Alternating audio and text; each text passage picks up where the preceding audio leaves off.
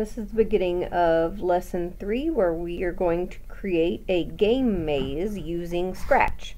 So basically we're going to put a maze on this screen, and we're going to have one character that goes through the maze to try to save another character. So we're going to use some new codes.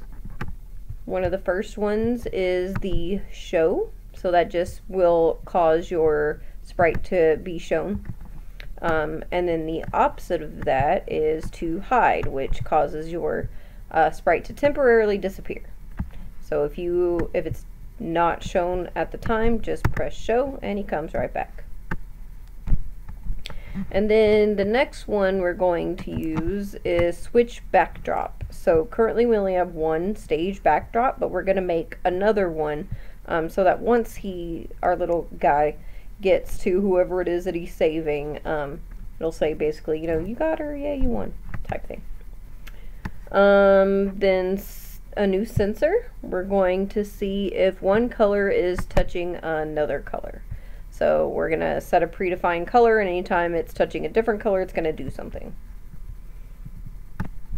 Under motion, we're going to change X by, and basically that changes the horizontal location of my sprite, and then the change Y by as well, which changes the vertical location of the sprite by a predefined increment. And then the last one is in control, and it is this right here, which is stop all. So in our previous video we went over the forever loop. The only way you can stop a forever loop without pressing the stop sign is to use a stop all, and it will stop any loop that's going on. So the first thing that we have to do is build a custom sprite. And the reason why we need a custom sprite is because we need the top, bottom, left, and right to all be different colors, and none of the predefined sprites are that way. So we're going to go ahead and get rid of this one because we aren't going to need him unless you happen to want to save the cat at the end of the maze. And we're going to create our new sprite. So you can make any sprite you want. You can make it look any way you want. It could even just be a shape or a stick figure. But the biggest things is the topmost part of it has to be a different color from the bottommost part of it. Has to be a different color from the leftmost part, and then a different color from the rightmost part. So different colored parts. I'm going to go ahead and create my own, and yes, it's going to be silly. So here's the head of my sprite, and make him a color, and then we're going to put a hat on him, and so this will be the top of my sprite that is a different color from everything else. And he's gonna have a top hat. And then we need to give him a body. So he's gonna wear a shirt.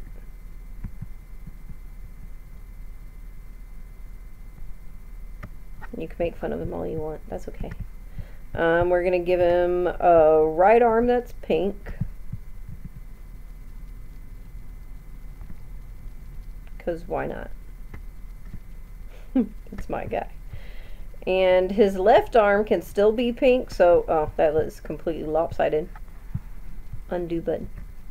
There we go. But he's gonna be holding a sword. That'll be a different color.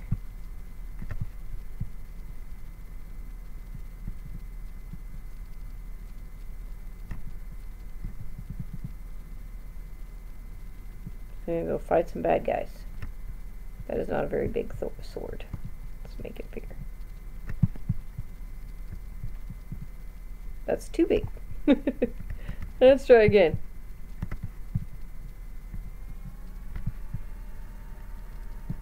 Here, let's give it a base. And then it'll come up. There, sword. Yay! And then make sure that doesn't go all the way up to his head. You want his hat to be the topmost one. In fact, I'm going to bring it down just a little bit just to make sure. There we go. And then we need to do legs that are not pink. So they can actually stay blue, so at least he is somewhat his clothes make sense. Oh, he's gonna, it doesn't matter where he's walking.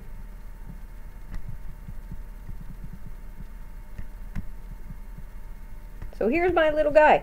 So the top of him is red, the right part of him is pink. Make sure that this part of the blue doesn't go past. The left part of him is gray, and the bottom part is blue. So he is all 4 different colors. You can name him whatever you want. I'm going to call him a knight, although he's a funny looking knight.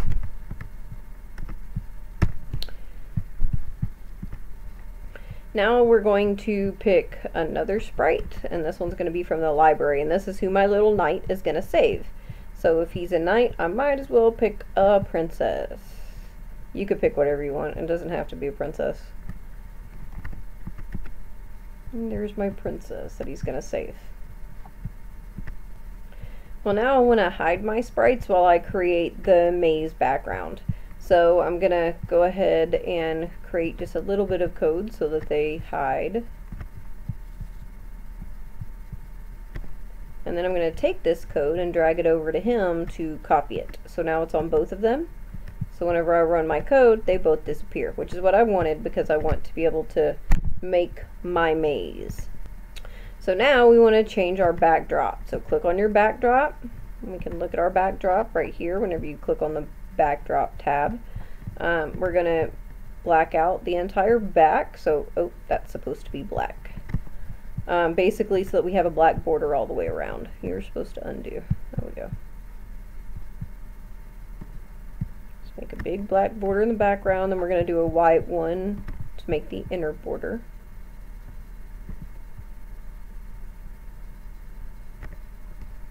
And then you just want to create a whole bunch of different little rectangles to make your maze. However you want to make it. I actually don't like that. It's a little bit too close. Move it over.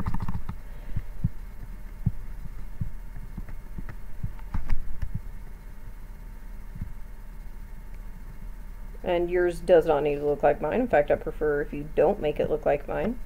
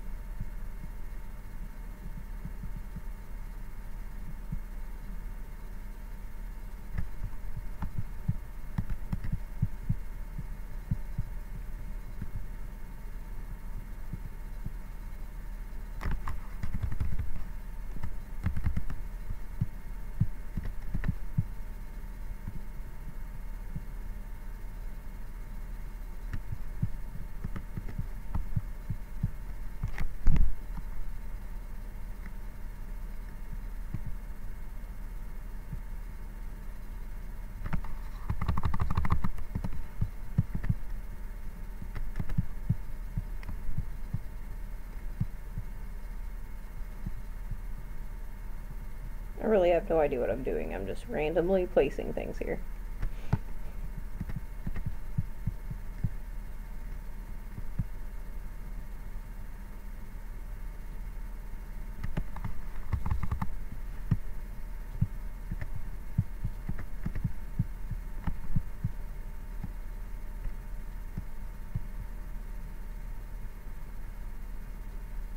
Alright, that looks like a pretty good maze to me. In our next video, we're going to put our sprites in their starting positions and get ready to start writing the code for them.